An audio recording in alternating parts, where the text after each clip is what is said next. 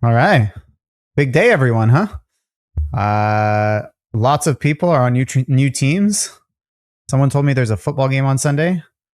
Steve, how are you feeling about that impending endeavor? I'm obviously extremely excited. I mean, I don't.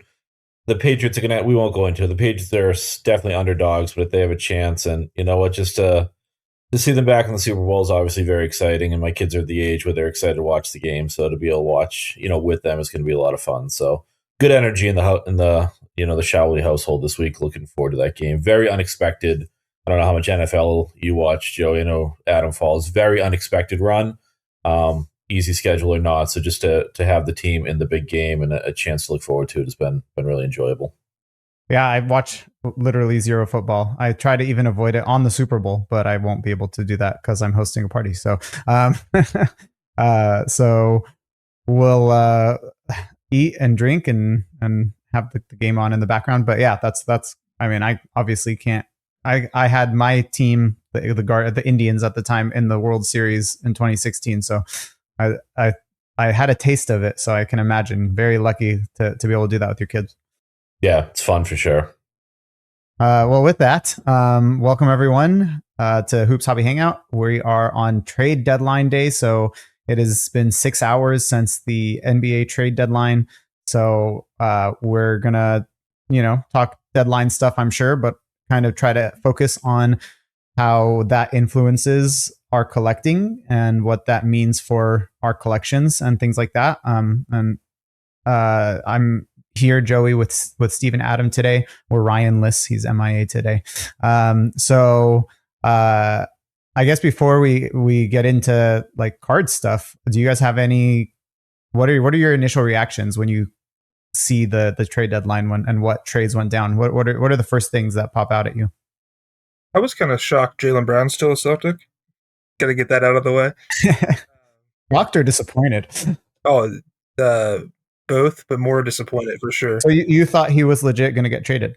Not no, because I never get what I want, so it's never going to happen that way. But we'll somehow 13 years from now have a guy going up and down in a walker named Jalen Brown, and I'll just be still sitting here pissed. But obviously, there's been some big moves. Obviously, I think some of them, for me, the biggest thing I take away from them is sometimes seeing like the long play some of these teams have. Like I look at the Mavericks, and a year ago they had Luka, and now they have nothing. And so I'm just like, what are you doing? But then you look at like Anthony Davis. You were just playing in LA, and now you're playing in Washington. Like the ebbs and flows of the NBA like are ever changing. It's always so entertaining to see how much can change. Not even just one trade, but within like a season where you see like Kristaps go from the Celtics to the Hawks, and obviously no one wants to be there, and then he ends up going to the Golden State Warriors. So it's like that without even a whole season going away, you can see quite a bit of shift. Yeah, it's wild. It's like the the trading of the older or injured kind of past stars this time, right? Like Porzingis to Washington, AD to Washington, Porzingis to Golden State. Who was I just thinking of? Someone else. Oh, Vucevic to Boston, right? So all these players that like should have been good, used to be good, whatever, are now just kind of going on these teams that, yeah, really changing their location. What's up, Aaron and Sean and Caleb? Thank you guys for hanging out. And yeah, I know it is really weird that watch Kings basketball and not football. I don't know what it is. I just can't get on the football wagon. Steve, what were your initial thoughts to the Well, deadline? I think Adam said it. I mean, just the entertainment factor, right? Like, I absolutely love that out of all the four sports, the trade deadline and the offseason hot stove with the NBA is just always just the craziest stuff going on. I think it's if I want to like make fun of a team, I love that last year the Mavs were like, we have a great idea. Let's get a ball dominant point guard in Kyrie, and we'll team him up with AD. And then the Wizards were like, you know what, that didn't work for you. So we're going to get a ball dominant point guard in Trey and team him up with AD. What I really found interesting this year is how early it all started. You know, this was not waiting until, the trade deadline today and all of a sudden a flurry, stuff happening at midnight through. This has been going on for a few days now. I think it's fascinating that Giannis is still a buck, but if I was Milwaukee, I would have made the same play. You want to call yourself injured and sit on the bench? You can sit on the bench too, because we're going to get a better package in the offseason. If we trade the draft, it's just easier to trade picks then anyways. So I'm not stoked about the Celtics. I think the Celtics moves are meh. Really, like you brought up Vooch. I think people forget he was drafted in 2011. So, for a guy his size, he's definitely slower, but and Caleb brings it up. I don't hate the move, Caleb, but I mean, all the Celtics did was they got under the luxury tax. So they're second best team in the East right now. Do I think they're a true contender? No, but I'd say the same thing about the Patriots. Get as far as you can and see what happens, right? So they took, a very, very deep roster. They added Vooch. They did need some front court help, but all they did was just continuously for the last 24 hours, just 48 hours or whatever, just trim salary until they got on the luxury tax threshold, which, had they been the 10th best team in the East, fine. But being the second best team in the East kind of frustrates me. They definitely gave up wing depth and guard depth. And, Anthony Simons, I wasn't super stoked about him. And Caleb, I don't know how you felt about him. I know, Adam, we've talked a little bit. He blew me away this year. He played his role exceptionally well. And the Celtics offense is pretty one-dimensional. It's a very jump shot dependent team. And when the Stars didn't have it, he could come off the bench and just get a quick 10 points that really would either, set the tone, or he would come in and get 25 points and a half and really keep the team ready to go in the second half and get a win. I mean, I think he's responsible for more wins this year than people realize. So I think they kind of cut a lot of talent from the roster just to get out of the luxury tax. And but Vooch is a good player. Like I don't hate on it, but I just wish that it wasn't all financially driven when we're mid-season. You do that stuff in the summer. But no, I thought it was an exciting trade deadline. I mean, even the Celtics announced a deal at like $345 today, another money-saving deal. But, this was just one where there's just deals happening all over the place. It was a lot of fun to follow along as a fan. I was going to say, I agree pretty much everything there. I liked Vucevic a lot 10 years ago. Yeah. I mean, he was a super good player. I, in hopes, kind of see maybe this envisionment of him being the Al Horford on this team now that he's gone, kind of a older, savvy, big. I don't think he's anywhere close to Al Horford in any aspect, in my opinion, but I do think that's a spot that we needed filled more than we needed Simons, especially with Tatum's potential return. I don't love it. I don't think it's anything great. I hate the fact that we did so many money moves rather than actually try to make some real ground and make a run, but I can't complain. I mean, I didn't expect too much, so Vucevic is cool. We needed a big veteran leadership. We'll take it. I felt like, were there any contenders that really went in on adding talent to get better? I feel like the Knicks could have, the Celtics could have, the Pistons. I don't know that anyone, the Warriors feel like Porzingis somehow is going to make them a contender. Pistons definitely added some depth earlier on in the week. I forget the exact moves they made. They added some depth. and it's recency bias because the Celtics played the Rockets last night. I was shocked the Rockets didn't make a move.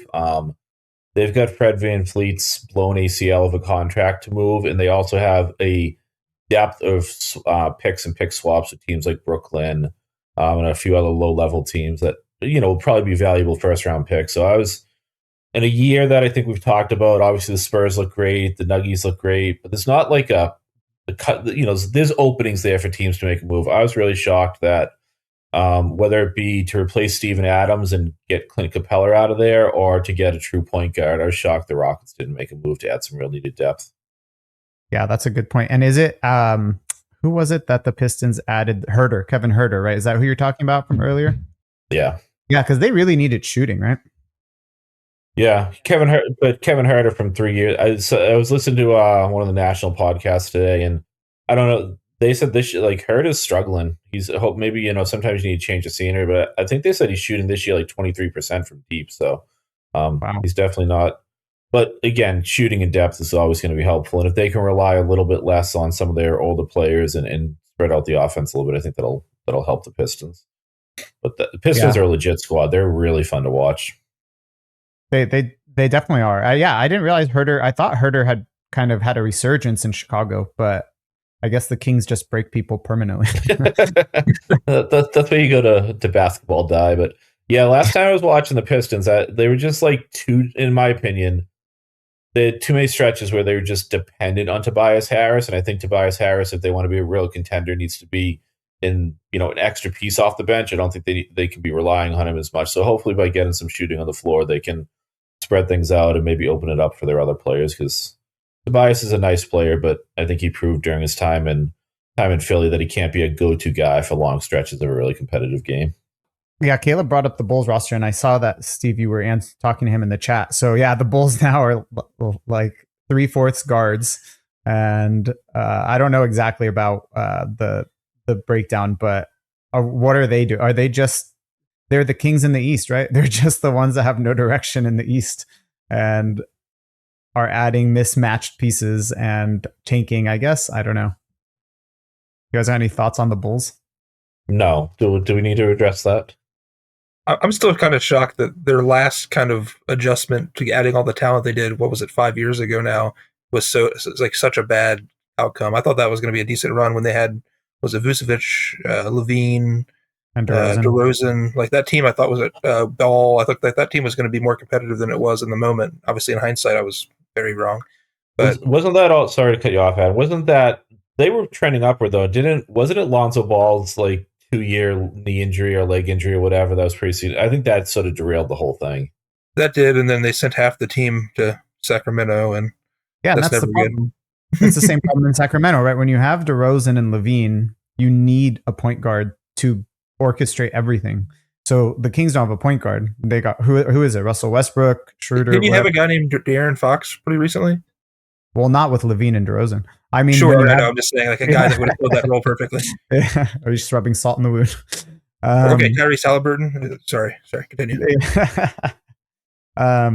But yeah, so when Ball was injured, it's just there's nothing to fit those pieces together.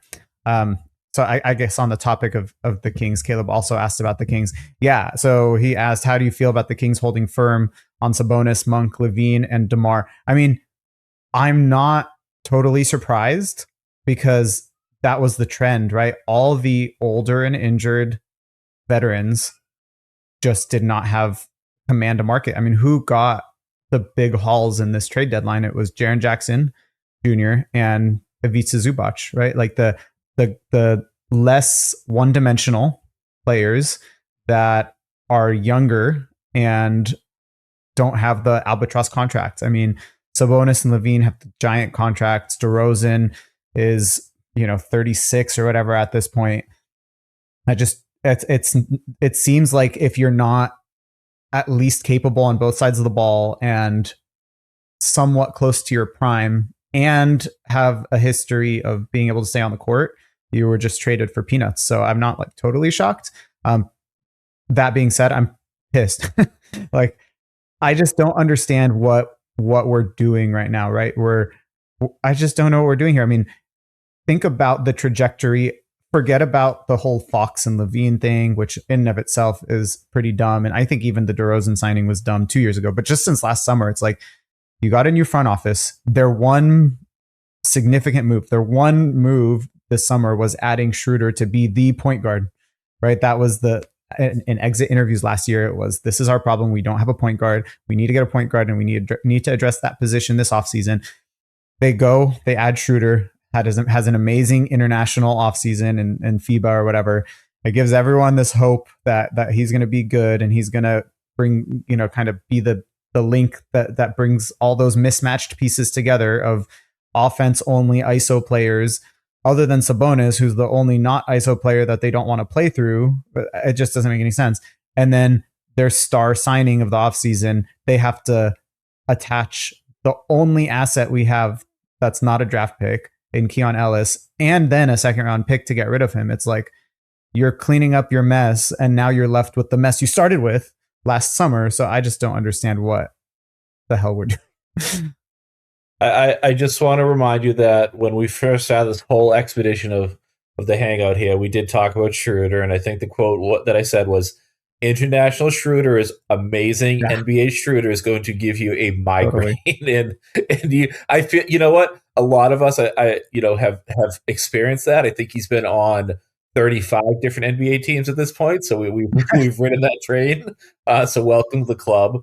But yeah, I think you brought up an interesting point there, Joey, because not only did the players move, Washington got Dallas out of the AD disaster and took on his contract. Washington paid them draft picks to do that. So it wasn't even like these older guys were moving into thank somebody for getting them or even swapping, contracts or whatever. Nobody moved. I mean, Harden talked his way out of there, which I gotta love James Harden. The Clippers finally start to turn it around this year. He's like, I'm out, guys. I've had enough of this. I'm gonna demand a trade.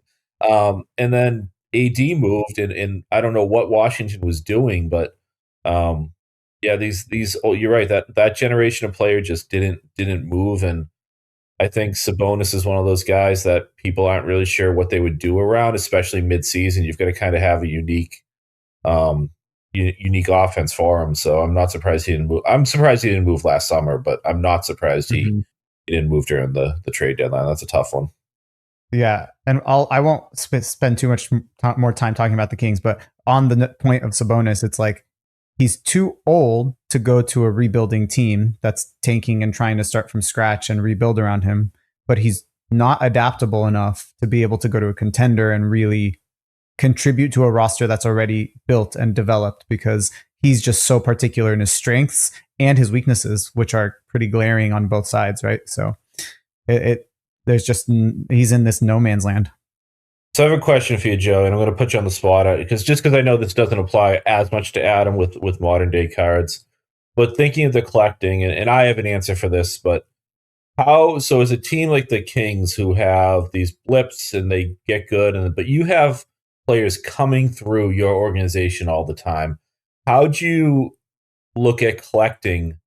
With that being said, where you might only have a play, you don't often have players that are there for a decade, right? You have players that maybe get traded mid-season. So do you have any Sabonis Pacers cards? Or like, when do you decide to pick up stuff? Do you ever get excited about a deal or a signing? Like, how does your collecting habits, as far as your King stuff, not some of your other PCs, but your King stuff, reflect or not reflect all these roster changes that happen? When it comes down to it, I think I've at some point mentioned I collect Kings that I have a connection to. So I don't collect anything before I started really being a Kings fan in '98 when they got good. So if I feel like I have a positive connection to the player, I'm going to collect them in a Kings uniform. So, I mean, I've always been a Russell Westbrook fan. So when he was signed, I was stoked to be able to add some Westbrook Kings cards. And I love Sabonis, so I collect his King stuff. I don't collect any non-King stuff, so I don't care that, I won't use the example of Sabonis and Westbrook because I was fans of them before they came to the Kings, so I picked up some of their stuff. But if you're talking to me about DeRozan, like, I don't care that he's a rookie with the Raptors. I'm not picking up his Raptors rookie stuff. It doesn't matter. I don't care that his stardom was with the Raptors and that, so to me, all that matters, or all I care about, is his time with the Kings. So I'll only collect that stuff. And you didn't necessarily specifically ask about this, but I also hear or see a lot of people that get rid of cards of players after they leave. So, De'Aaron Fox is now a Spur. Like, I'm going to get rid of all my Fox stuff. I don't fall in that boat. Like, it's an unexciting answer, but other than the fact that I'm excited to pick up cards of players I like, and if players I like get signed, or I grow to like them when they get traded or signed, I'm happy to pick up cards of theirs. But it doesn't really change my collecting, to be honest. It's interesting you say that, because that was going to be my next question, as far as you then consolidate or get rid of it all. And I think I've mentioned on here, part of what led to the Jay Crowder stuff is there was a period in time where I would collect one or two of the best rookies of players that were on the teams that I liked. And I loved the 16-17 Celtics. But even a few years before there, when Jay Crowder, even Tyler Zeller, Isaiah Thomas, when those guys became Celtics, I would grab one or two of their best rookies, the stuff that I liked, right? The gold standard out of 10 patch, or the immaculate, jersey numbered patch, gold prisms when you could actually get them for, $50 or whatever. But even then, like, there were a couple of rookies. Like, there was a time when Brad Stevens or Danny Ainge were just drafting like a bunch of rookies. We had Aaron Neesmiths, Romeo Langfords, Grant Williams, Peyton Pritchards, and I always picked like I'd always have like at least, and there was probably 3 or 4 draft classes that guys that probably Adam and I, if we racked up brains, couldn't even remember all of them. Like, there's a couple years where they had 3 first-round draft picks plus like a highly sought after second-round pick. So I had like a run where I had probably a couple binder pages of Romeo Langford. I just liked his game. He was like super athletic. Obviously, became nothing. And every time those guys would come on board, I'd pick up stuff like at shows if I liked it or not. Then when they would get traded, I remember specifically Romeo Langford. I actually went on did like an Instagram story about now what do I do with this stuff, right? Because he got traded for Derek White. Kudos Brad Stevens, great move. Yeah, well done. But I had like just a binder page, so 2 sides of 12 pockets plus a couple of like relic cards, and I remember like sorting through and be like, what do I do now, right? And I ended up sending most of it to ComC. I sold it off. I kept 1 game used patch because he had flawless rookie patches, and I think I kept his Donruss next day auto just as like to have as like that was part of my collection. But a memento. I'm definitely one that will consolidate down. So like I got my lumps in the hobby collecting Jared Sullinger cards, and he didn't pan out in the Celtics either. He wasn't a trade deadline move, but I definitely got rid of almost everything I had and got out from under it and doing the whole consolidation thing. So when players get traded, I do tend to like look at what I have and then see what's my connection to it. Do I still want to own it? Because for me, there's something about if the player's on my team currently, I enjoy having a larger array of his cards, and I don't know why. It's just I'm going through my binder, flipping through my box, and I'm currently rooting for Peyton Pritchard, then I enjoy having a few more Peyton Pritchard cards. But if eventually Pritchard gets traded, if I had a couple binder pages, I would be like, you know what? I'm going to find the ones that really mean the most to me, and I'm going to move off from the other ones. And that's all. It's easy for me to say because I'm not picking up anything of any of these guys that's like high value. I'm not getting downtowns or kabooms or prism golds these days. I'm getting like a base optic hollow, an optic on card auto or something. So it's all low end cards, but I do a lot of the consolidating. I don't tend to hold on to the stuff as much once the guys move on. I think that approach makes sense. I mean, if you're rooting for a player, it makes sense that you want to buy their cards, right? But I guess my question in response to that is that universal? If what Adam was alluding to and Jaylen Brown got traded today, would you get rid of most of your Jaylen Brown cards? I mean, he was the finals MVP for your championship, your one championship in the last 15 years, so does that affect things? Because obviously he still has such a meaningful legacy in Boston.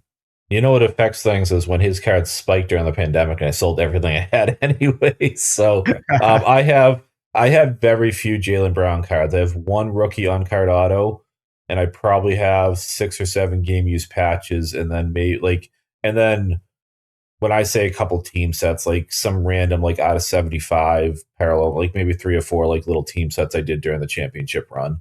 I have very few Jaylen Brown cards. I used to PC him. I used to chase all of his jersey number cards I could find. Plus, I was trying to get like all of his high end rookies. But yeah, I moved all of that during the pandemic hype when it was just selling for crazy money, and some of it I wish I held on to because it's worth even more now. But yes, if I had a ton of it, if I'd kept that collection and he moved on, yes, I would consolidate down to probably what I have right now, like a couple of game use patches and 1 or 2 like meaningful cards for sure. Yeah.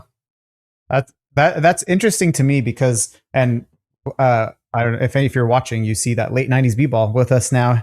Welcome. Glad you got everything figured out with the camera and stuff. And I think we were talking this week about kind of being team collectors because you're a Magic collector, I'm a Kings collector, kind of how the movement of players affects our collecting. So I guess for me, I still have those, like if I was a Celtics fan and I had Jaylen Brown cards, those memories are still there. And I'm celebrating the fact that he was a finals MVP that brought my team a championship and things like that. So that's why I would be like, oh, I can't move it. I mean, I still have a little vitriol towards De'Aaron Fox. I haven't moved a single Fox card. I mean, I haven't picked up new Fox cards since he was traded, but I I still, he was with our team for so many years. He set a lot of records. He was the best player on our team for a long time. So it's still meaningful to me, even if they're not there. So I just was wondering where kind of you land as a Magic collector. And before Justin, I just want to say what's up. So I'm super stoked you joined us. And one thing I'm just going to say in response to that, Joey, and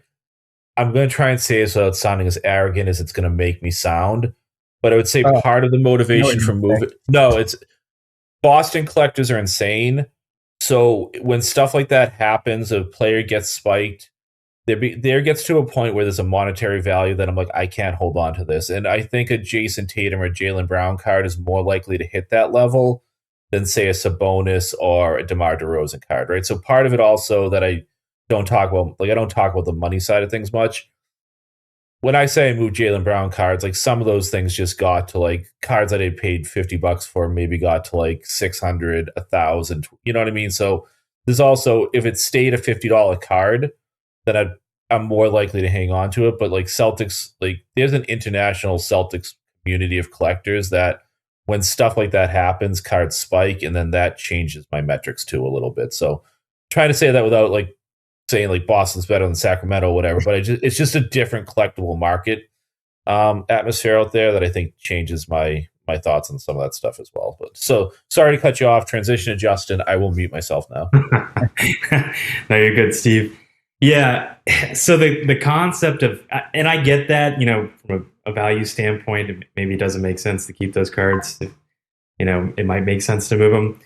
For me, the concept of moving them is so foreign that I just hold on to them forever. I mean, I have, and I'm a binder collector too, so I like to keep things in binders, but I have, probably 6 or 7 or 8 binders, with 400 plus pages of just Orlando Magic base cards. Okay.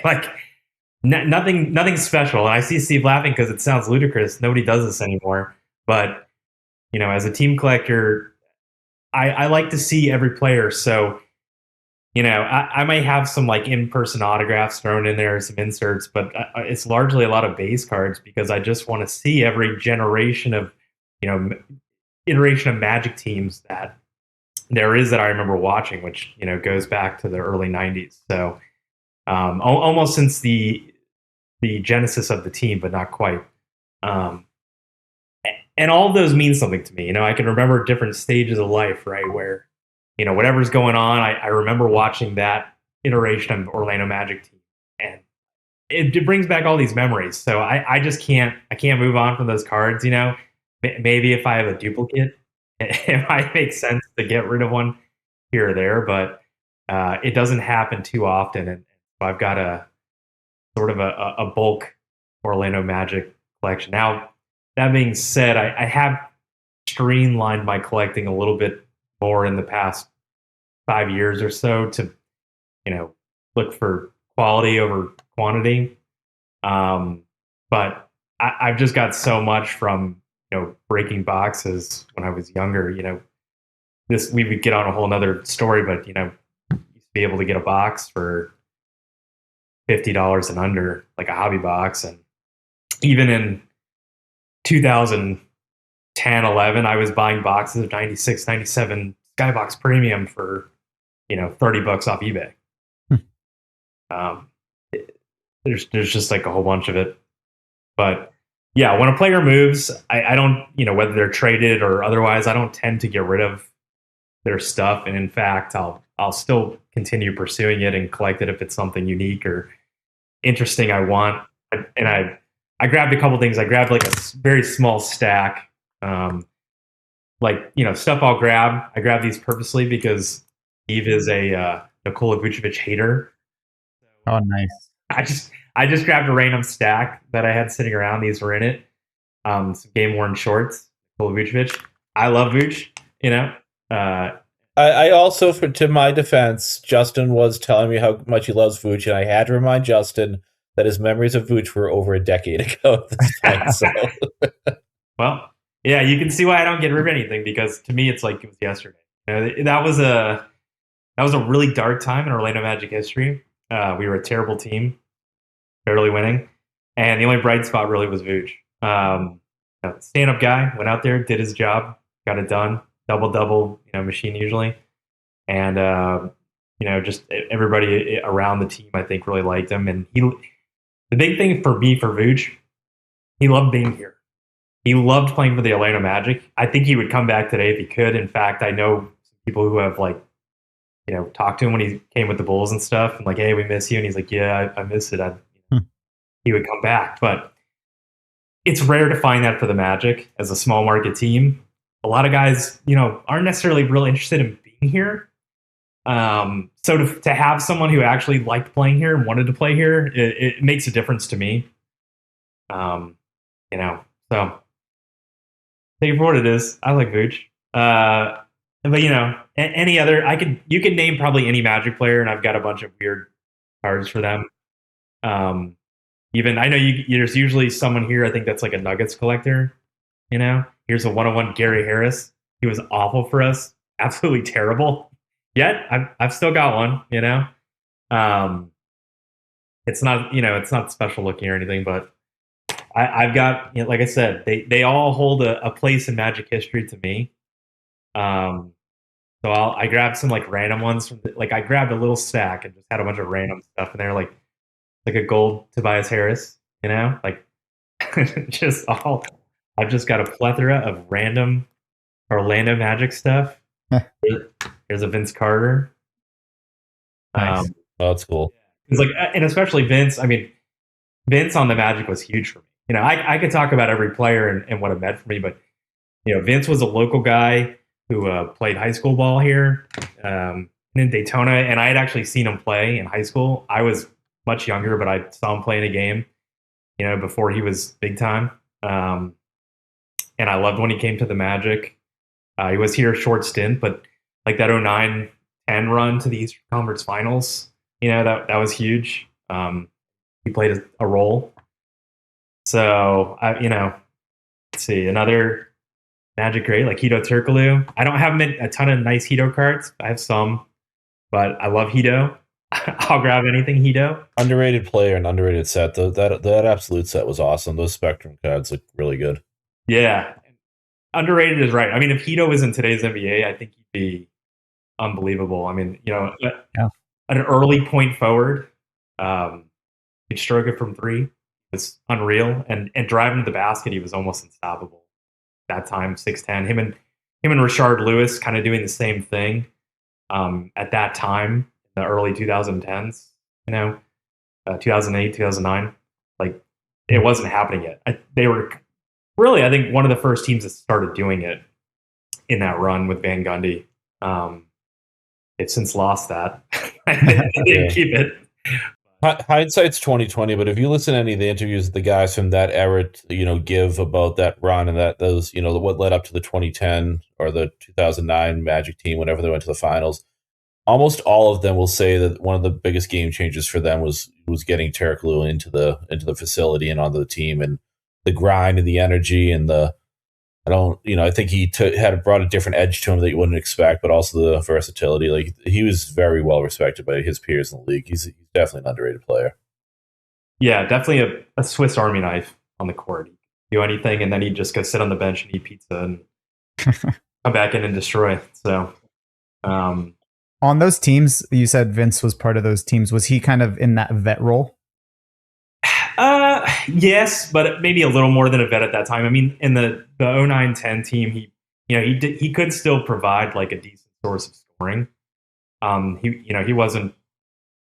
I mean, his career was so long; it's hard to even remember, how long he was productive, because it seemed like forever. But he was still like significant on that team, and it may have even seemed more significant to me just given he was kind of from here and just being so excited to have him. I'm going to stare at him while I say this. I'm going to look for his nonverbal response. I was thinking of Vince the other day and realized that we forgot to mention him when we had our overrated discussion many months ago, because I was looking at his stats. Like, great player and a very impactful, like, on the league type player. But man, is he overrated in the echelon of the greats that ever played this game. Longevity stats through the roof for Mr. Carter. Through the roof. where is he rated? I mean, he's not top 75, right?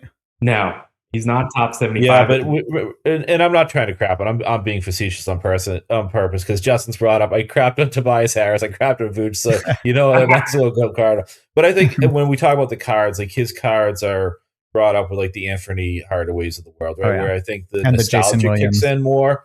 And I do think Vince was one of the most impactful players to enter the league in the late 90s. I do think he was part of the resurgence of the NBA. And I think that clouds people's vision or remembrance of what he was as far as like being the guy that could be an alpha guy or leader. He wasn't one of the greats of the greats, but people sort of misconstrue that a little bit.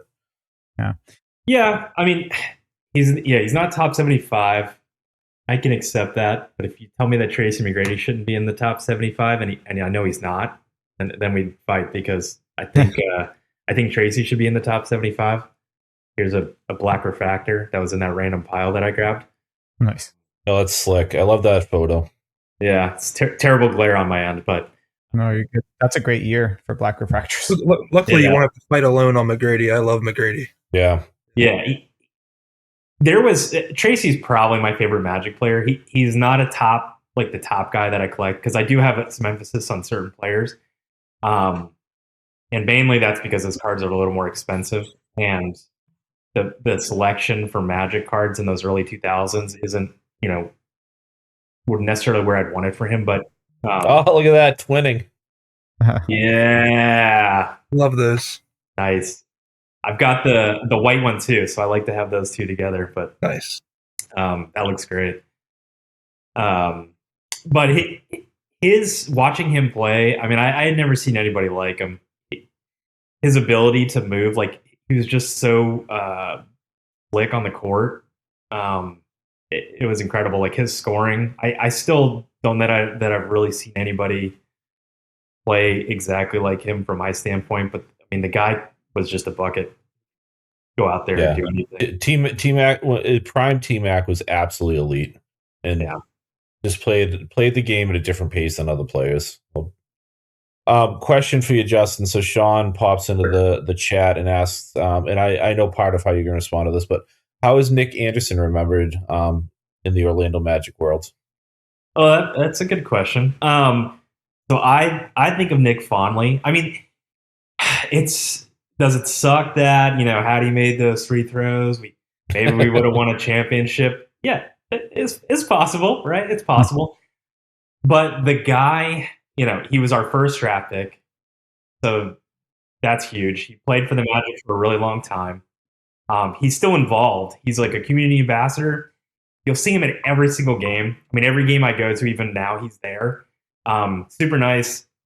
He'll take pictures with you. In fact, I went to a game last year, and we got to go a little early, and through a certain program, and we were near the court. This was it was kind of around shoot-arounds, and I had a card with me, and my son, I'll tell my son, there's Nick Anderson, and can we get a picture with you? And he's like, yeah, and he just takes my son and just hoists him up with one arm like it's nothing, and so that sort of thing is great for the community. So I don't have any ill will towards Nick. I mean, was that our best shot to maybe get a championship and didn't, and that played a big role, yeah, but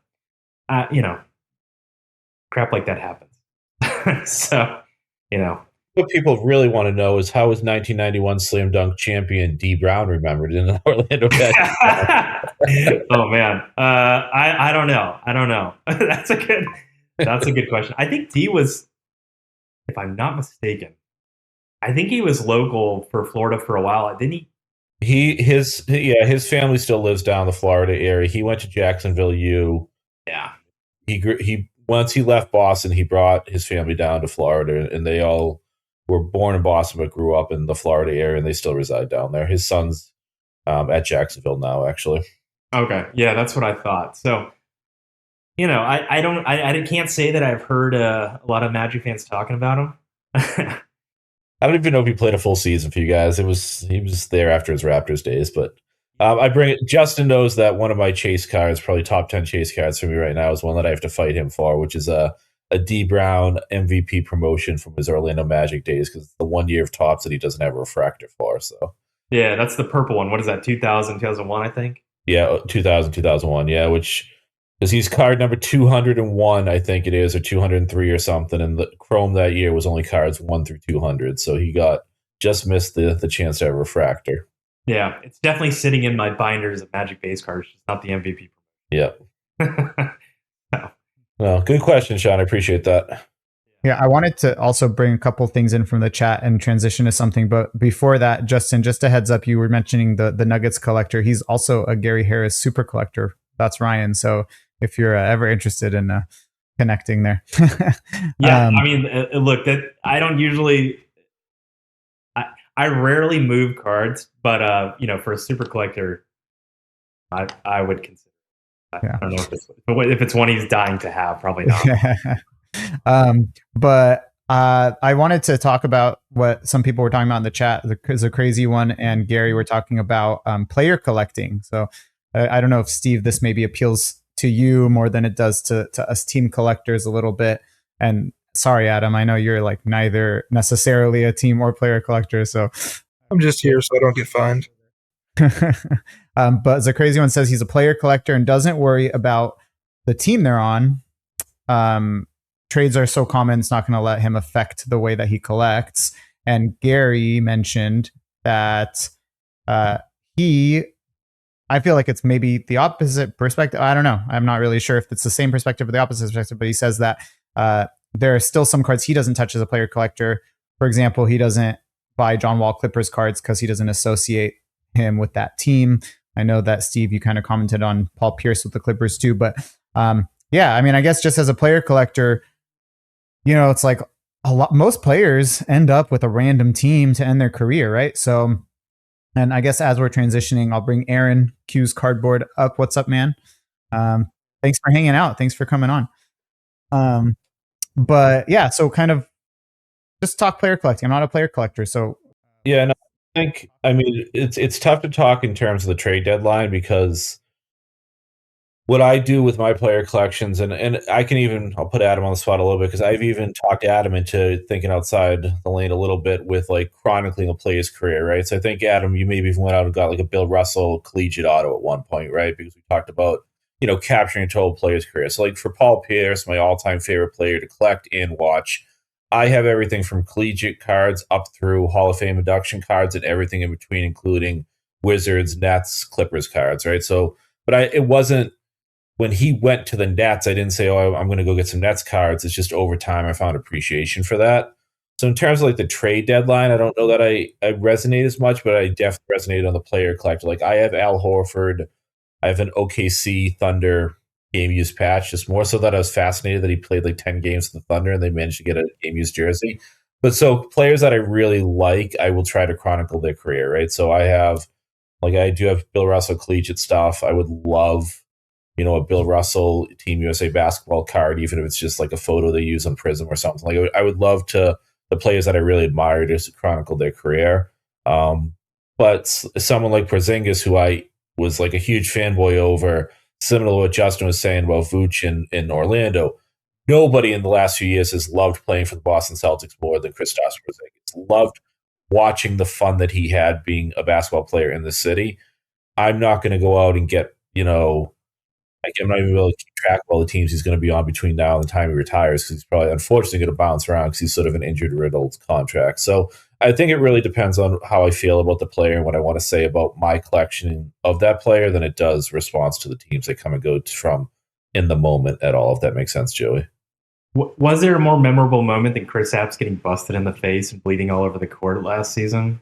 The only thing that was better was his instant reaction of starting to laugh about it because he loved it. Because he loved the fact that he was getting a standing ovation for it. Yeah, I'm sure it depends on the player. I mean, you go for every Crowder card, right? Every Crowder card that's released, so it's another kind of thing there. So, yeah, I mean, it makes sense, and I think that's what Tim does, right? Forkbeard Sports Card. I mean, that's what he does. He chronicles their career, and he kind of mentioned he watched a Stony Brook loss today, so we're sorry for your loss. But yeah, I mean, I think it makes sense. That's what a player collector, I guess, would want to do is chronicle the career. Aaron, you've been listening to all this. Do you have any thoughts on trades and how they affect your collecting? Do you want to kind of just give the context of what your focus is collecting? I collect mainly, in terms of modern stuff, Syracuse University alumni. So right now that's almost exclusively Jeremy Grant. And O'Shea Brissett was oddly included in Topps Chrome as a G League 2A player for last year. But yeah, so I collect mostly Syracuse alumni, and I've got a binder where I have a silver, a team color, and a gold.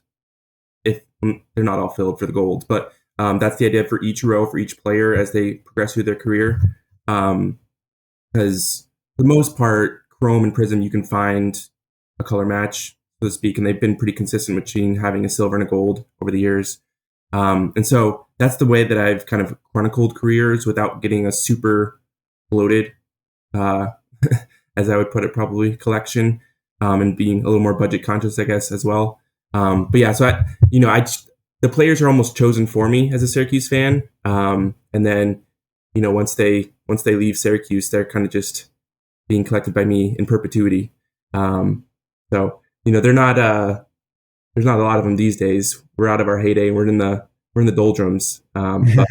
Yeah, that's kind of the genesis of my collection. And then I've also collected like Syracuse Nationals. I've gotten into more vintage and all that. And so I've collected Syracuse Nationals, and basically anything I can find that has to do with Syracuse, any connections. So, but yeah, it all started with Syracuse University, and which is player collecting in a weird sense for most of you guys who are more team collectors of NBA teams. So, if a Syracuse player goes to 7 or 8 different NBA teams, are you trying to pick up cards of them in each uniform? Yeah, as long as they have cards released in a given year, I'll pick up 2 or 3 probably per year. And then I usually have at least 1 or 2 rookie autos. I pretty lean on patches. Someone like Carmelo Anthony being our most notable alum, right? I've got a handful of patches for him. I've got 3 or 4 autos for him, which is more than I have of most people, most of the guys. So, the longer and more important a guy was here and in his NBA career, the more I have of him. But yeah, there's kind of there's the bare minimum, I would say, is probably 2 or 3 cards per guy per year if they have them. So here's a question that is meant to be a joke, but it's actually honest because of the way both college basketball and the hobby is right now. What happens with a freshman who's then decides to enter the transfer portal, plays another 3 schools in Bowman University, has college cards? I haven't quite had to encounter that yet. Not yet, Aaron. But that's going to happen at some point with the way Bowman U goes. Yeah. I mean, I don't know how much anyone's paying attention to NCAA, especially Syracuse this year, but we're very mediocre when there was at least some expectations. And so the coach is very much on the hot seat. Yeah. And we have some decent recruits, including Carmelo's kid.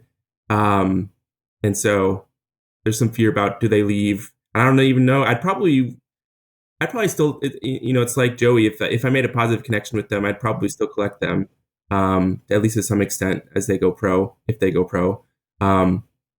There were guys that were here for a year and transferred out, and grazed the NBA, like Darius Baisley is one, who I don't have any cards of. So yeah, so probably yes, just because I like to have things to collect, and there's not much as a Syracuse collector. But yeah, I haven't quite had to encounter it yet fully. Do you wish there was more? Do you wish you had more options, or are you happy that the pickings are slim so that you can get more of it? You can make it almost more conventional. I find myself going down more rabbit holes because the pickings are slim. So, I mean, that's kind of what the Syracuse Nationals vintage stuff started as. I think I would like at least a couple more players. Jeremy Grant is getting repetitive. He's kind of been the only guy for 5 or 6 years now of any relevance. He's the only Syracuse relevant player in the NBA right now? He's the only Syracuse player full stop that right now. Oh, okay. So yeah, pickings are slim, and he wasn't in Chrome, so we'll see if he gets in some update or something like that. But I don't know. Gary feels like the transfer portal makes it a pain to collect college, and I am assuming, like you kind of were alluding to, Steve. So I guess what is it about it? It's like they're only on your team for a bit, and then they transfer somewhere else, and that's what's frustrating about it, or? Yeah, I mean, for me, it's we've had players who I liked, especially in their freshman year. There's one that came to mind who's not going to have an NBA career. But he bounced around because he didn't get the playing time he liked his freshman year. He ended up being St. John's starting point guard his last year. And they were pretty good last year. They made it pretty far in the tournament. And I was kind of rooting for him. But I don't know if I would have collected him or not if he went to the NBA. But there's with the portal now and NIL, you can transfer with no friction. You can just play the next year wherever you want. And you can play for 4 teams in 4 years if you want to. So very mercenary-like out right now. Yeah, the crazy one was saying he goes after every card of the players he collects, including Derek Coleman. Who is he? Is he from Syracuse? Because Sean brought him up as commercials from the 80s. Did he go to Syracuse? Yeah, Derek Coleman was Syracuse. He was a number 1 draft pick. Was that 90? I think. So a little bit before my time. But yeah, he was Syracuse. Prior to Carmelo, he probably is. I mean, Dave Bing, but prior to Carmelo, in terms of more modern players, he's the most accomplished Syracuse alumni. Good job, you were right. Yes, I don't know if you're quite my age, but I remember Derek Coleman being so dominating in the NBA, and yet the narrative was that if he actually liked playing basketball, he would have been even more dominating. Like he was known as being like a mercenary in the 90s, that he just was out there. He played hard enough to get his contract, and he still tore it up on both ends of the court. But he always, the narrative coming through, and there's no social media back then, was like he actually didn't care to play the game. Like he didn't love it. He just did enough to get what he had to out of the game so that he could move on with his life. And I don't know if that's true or not, but I every time I hear his name, I just think of how good he was, and then those stories I would always hear through, the radio or talking, chops and stuff. But man, he was good. He moved so well for a guy his size. I actually, on the topic of Derek Coleman, obviously it's a lot easier to collect, like, as a crazy one, every card of your PC player if they're from the 90s. And you were right, Aaron, it is 1990 when he was drafted. Justin, I don't know if being a Magic collector from then through now, are you finding yourself not trying to get as many, like, are you trying not to complete checklists anymore because they've gotten so extensive, or are you still trying to go after every card from Magic players, or kind of where are you there?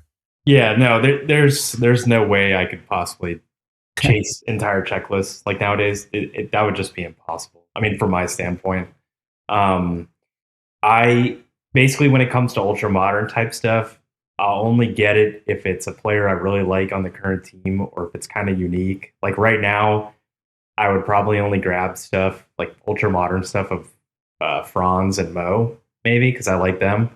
And that's really about it. I mean, the earlier Panini stuff I still grab.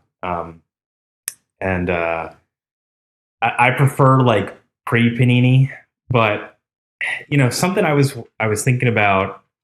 Do you guys think that it's pretty prevalent for team collectors to also be player collectors? Because I know in my instance, like I primarily I'm a team collector, but I also player collect certain Magic players more so than the rest of the Magic history. Like one of my main PCs is Darryl Armstrong.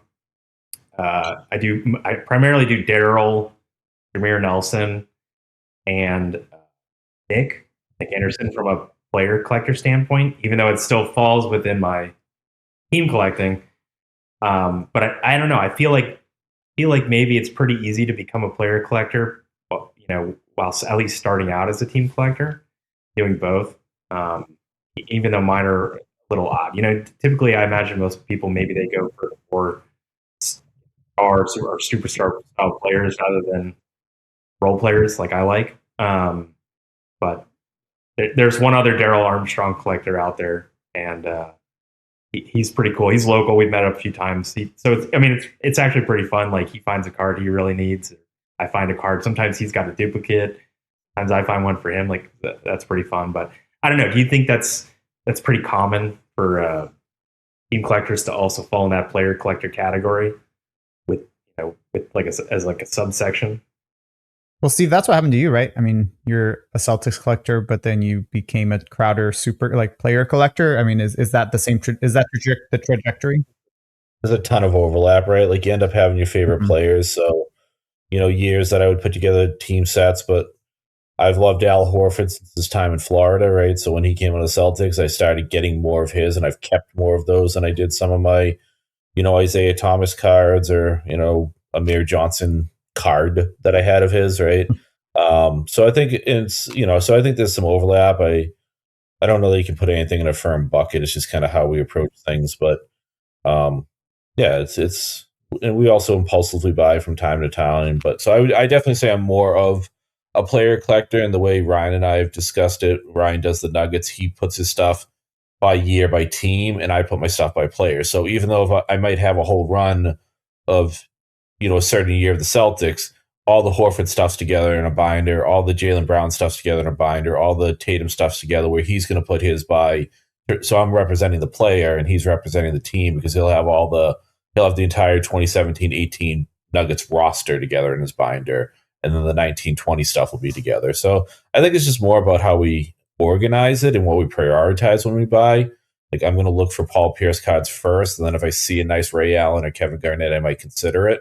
Whereas, like, if you're more of a team, like you, Justin, probably, or Aaron with Syracuse cards, like I'm sure the stuff you prioritize more than looking for a certain player, right? So I think it's just more how you put priority behind it versus saying like I only do one or the other. Honestly, I actually, until you said that, Justin, I never considered myself a player collector, but I guess reflecting on it, to the extent of being a player collector without trying to be very, I don't want to say completionist. You're not going to get the 10,000 cards that a 2022, 23 rookie might have by now. But, like I started collecting in 2010. So the first rookie that was around when I collected was Tyreke Evans. So I definitely emphasized trying to pick up his cards. And that might be easier because he didn't have that long of a stint with the Kings before he was traded.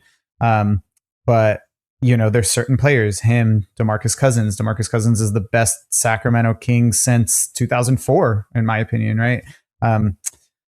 Stuff like that. Tyrese Halliburton is an easy one to do because he had so few Kings cards relatively. So in those senses, like I definitely, like Steve said, I definitely emphasize those players for whatever reason, whether it's convenience or because I have a particular affinity for them. But yeah, I think it is so natural, right? I mean, you're not going to like every player on the team. Zach LaVine is a King, and my goal is never to buy a Kings card of his. But it's just the way, it goes. I don't know. I have my favorites within Syracuse, like Hakeem Warwick, who's a random guy in 2005. So he had a big block to win Syracuse a championship in 2003. He was a rookie 2 years later, and I probably super collect him, quote unquote, more than anyone, even though he had such a short run. But it's the perfect combination of affordability, not thousands of cards. And, I was 11 or 12 when the championship was. So I was the perfect age to be like, this is my guy. Now that I have expendable income, I'm trying to go back and find those 2005 finest parallels. It's a little harder, but, nice goose chase, I guess. This is off topic, Aaron, but I'm just curious because we have you here. We haven't talked to many collegiate fans as far as collectors go. Do you like any of the collegiate products, whether it be like the late 90s, early 2000s state press pass stuff or any of the more modern Upper Deck or stuff? Some of the press pass stuff there's some on-card autos of guys you can't get. Yep.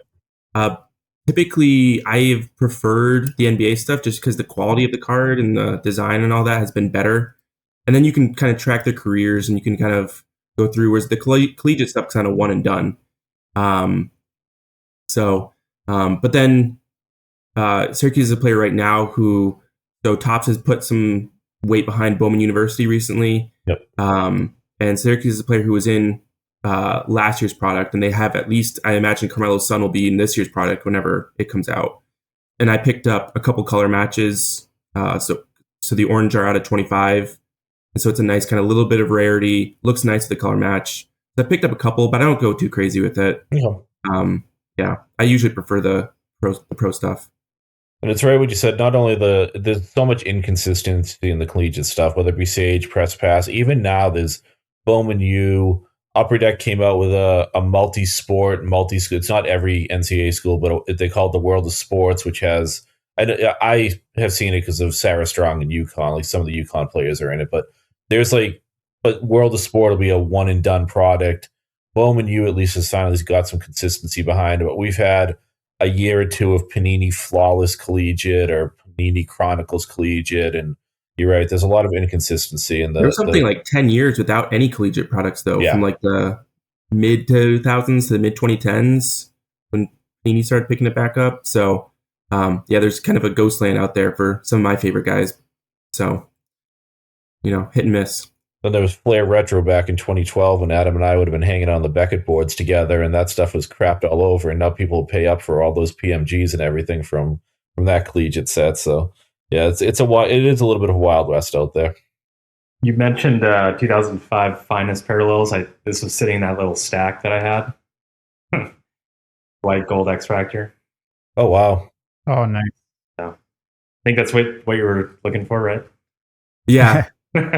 Yeah, Hakeem has the Finest XRCs and from the year before, and then he's got the rookie cards from that year too. So two nice rainbows to chase that are more affordable than if I was trying to go after Carmelo's gold refractors. Yep. Yeah, that Finest year is nice. Those X-Fractors are real nice. I think I've got the black X-Fractor, which I want to say is that's a nice set to chase. Aaron, do you collect the football Syracuse players as well, or just basketball? Some football, yeah. I do a lot of Donovan McNabb cards. He was my favorite player, and I'm still an Eagles fan because of him. And then I've got some of like the Jim Browns and the Ernie Davises and those guys from a vintage standpoint too. So I do have some, but I'm probably like 80-20 basketball, football. Have you looked at any of the Ernie Davis patches? I have looked. Okay. Yeah. They're college game worn is why I ask. It would be extra for you. Yeah. One of my favorite cards that I have, full stop, is a Carmelo Game Used College patch card. And just because of the importance to me for that.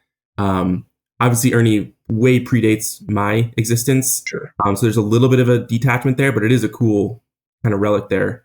So I definitely have taken a look at that because I think Larry Zonka, someone has some Larry Zonka collegiate material too. And so a couple things to chase after. One of those for the sake of conversation. Nice. But yeah, Zonka does have some as well. They're from National Treasures, the same as this, I believe. But he has some that aren't NFL material. They are Syracuse worn. I love that set, Adam. Such a nice set. Yeah, they're pretty good looking. I like those too. What year is that from? 2011. Oh, nice. The early 2000s, 2010, like Panini stuff and all that, like that stuff is actually pretty. I mean, it's a shame. Direction. The first couple years aren't, like you said, 2009, 10, 11 range isn't bad, but you start getting further and further from that, and the quality and everything goes down drastically. I, like yourself, much prefer the pre-Panini stuff. Football, like the National Treasure sets in 06, 07, 08, I love. Obviously, all the Upper Deck exquisite chronology type stuff in the mid-2000s. Topps Chrome, like we talked about with the McGrady, all that kind of stuff is so much better, I think, than the Panini era. Yeah. Early, we were talking earlier about like multiplayer cards. I grabbed two that were in the stack. Just like, so this is like early Panini, which I like. Anything with like multi-patch relics with multiplayers, like this is sort of that 2009, 2010 Orlando Magic team I was talking about with Vince and Richard and Jameer. That's out of 10. But then I kind of prefer, like, this is a Stadium Club starting 5. These are kind of impossible to find. And you know, if you have one for your team, they're pretty tough and they're kind of pricey too. There's not a whole lot to it, But I think the pack odds on this, I can't remember off the top of my head, but So are those unnumbered? it's not. No, it's just an insane pack odd. I could look it up for you. I want to say it's like astronomical. I can't remember what it is, but Yeah. I've only seen 2 of those ever. So Oh wow. Yeah, I absolutely love the 0910 and 1011 absolute memorabilia stuff. Like those multi-patches from there are so nice. yeah. The foiling on those earlier Panini years is really nice too. That and then the stuff from UD Black. Like if you want to go pre-Panini, that's my favorite stuff. In UD Black. Oh yeah, that's like UD Black, Chronology, and Exquisite is like the holy trinity for me in Upper Deck basketball. No love for Ultimate Collection? It's great too. It's like the grandfather that came before everybody else, but the other one just shined a little brighter for me. For sure. Ultimate walk so the others could run. Yeah, exactly. The Ultimate's great and it has a huge run too, which is nice from 2000, 2001 to 09, 10 or whatever it is, 08, 09. So it has a longer run than most of them, but UD Black's foil, Chronology's uniqueness of like the canvas, timeless memories, and then was the Exquisite speaks for itself. It doesn't need any argument. All right, unless anyone has anything to add. Anyone have any other thoughts before we wrap up? Just as we're talking football, I think we could let Adam go so you can go watch the honors ceremony and see if Ken Anderson makes into the Hall of Fame tonight. You took the words out of my mouth. I see all this Kenny Anderson, the faux, like the fake Ken Anderson in the comment section. The real Ken Anderson better get in the Hall of Fame tonight. So I'm going to hop off and do just that. Yeah, Yeah, you go take care of that. If Mike Allstott's not getting inducted, I'm not interested. Yeah, he's not. No chance. All right, guys. Well, it's been a lot of fun. I think that was a good conversation about trades, players getting traded, and how that influences our collecting. Aaron and Justin, thank you guys for hanging out. I mean, I hope this is the first of many, many times. Sean, real quick, wants our Super Bowl picks. So let's just go in a round table. I'm going to concede a pick because I barely even know who's in the Super Bowl. So we can start with the obvious one. Steve, who are you picking? What are you going to say? It's going to be 3-1. It's going to be Seattle 3, and then me just being the one Patriots one call right here. So my son is diabetic, and the Patriots have a special teams guy who's diabetic. So we have a soft spot for him. So I don't know. We're torn. Otherwise, we'd never cheer for the Patriots. I was cheering for the Eagles last year, so you can give me a chance with the Patriots this year. That surprises me. Do you guys, Adam, Justin, have a rooting interest or just have a thought of who's going to win? Don't really care, but I think the Seahawks win personally. As a longtime Pats hater, I'm actually going for the Pats because Tom Brady did eventually bring my Bucks to Super Bowl, so got to show a little lenience there. But Tom Brady has no connection to the Patriots anymore. I know. What? I don't know how you can say that. I mean, he's forever connected to the Patriots. Yeah, not according to Tom Brady. Oh, he said that? All right, everyone. It's been awesome. Hopefully we see everyone next week. Thanks, everyone, for hanging out in the chat. It was a lot of fun. Thanks for your input. We will see you guys all. Have a fun Super Bowl. We'll see you next week. Thanks for having me. Thanks, guys. Thanks, guys. Appreciate it.